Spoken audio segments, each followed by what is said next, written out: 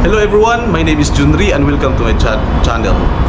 For today's video guys, magmumuling kami, pupunta kami sa Avenues Mall, ang pinakamalaking mall dito sa Kuwait. So, hopefully makakuha kami ng magandang shoots doon at magpipicture taking kami gamit ang aking camera. Yun naman po, goodbye! Magandang araw sa lahat, ako po rin si Junri.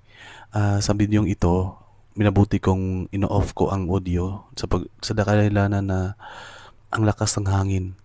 Hindi natin maririnig ang ating mga boses. So, dyan, nagpipicture taking kami sa tapat ng IKEA gamit ang aking camera at si Ate Renz ang nagpipicture sa akin.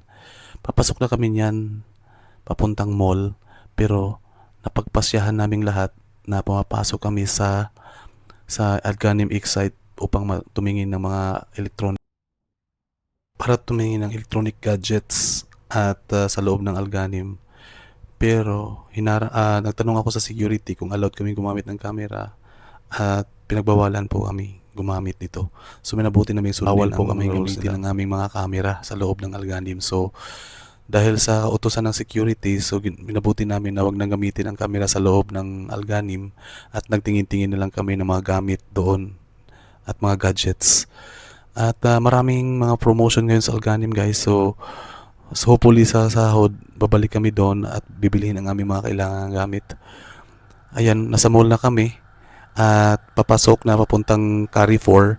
Habang papunta kami ng Carrefour, tumitingin kami sa mga naka-sale na mga branded na mga damit. Naghahanap kami niyan kung saan ang Carrefour. Papasok kami sa Carrefour. Nandito pa rin kami sa kabaan ng phase 2 ng Avenues Mall at naghahanap kami papuntang Carrefour. Tinitingnan namin ang aming mga dinaanan kung anong ang pwede namin pasukan, pero at end Carrefour pa rin ang bagsak namin.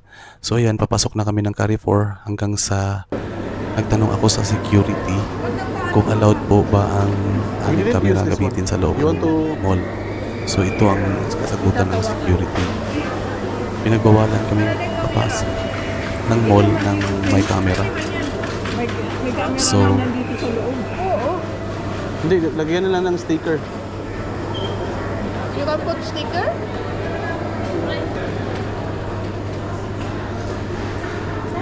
Oh, sige. Maanta mo. Ano mo pa'y pag-abot na mo? Nandito pa kami sa Punto Go.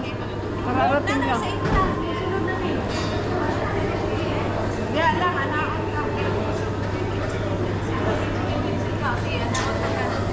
Oh, bago. 950 pesos, tol. Iyo, withdraw camera allowed po sila. Withdraw camera Oo, lang 100 yan na yung paglagay kayo. Alam? Yeah, withdraw po nila. Withdraw.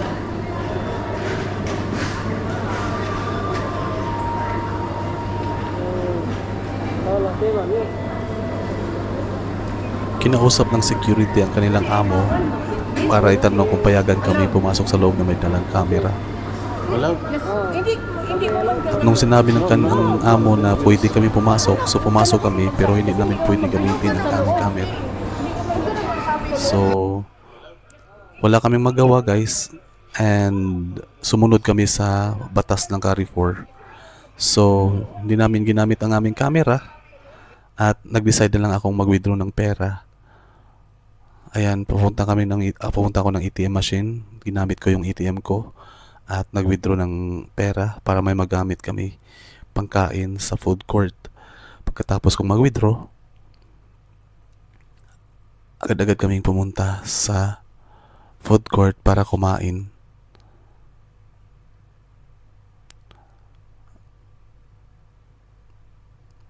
Ayan. Kailangan natin sundin ang batas dito, guys, dahil hindi tayo taga rito. Kung ano man ang mangyari, dapat sumunod tayo sa naaayon sa batas. Ayan, papunta na kami ni Ate Renz dyan, papuntang food court. At tumingin-tingin kami sa paligid kung anong makikita namin at pwede naming puntahan. Ayan. Napakalawak ng mall na to at marami ding tao dahil hapon na nga at gabi na rin kaming dumating dito sa Avenues Mall. Ayan, paakyat na kami ng food court yan. At dyan, dito na magtatapos ang ating vlog dahil napagpasya namin na kumain.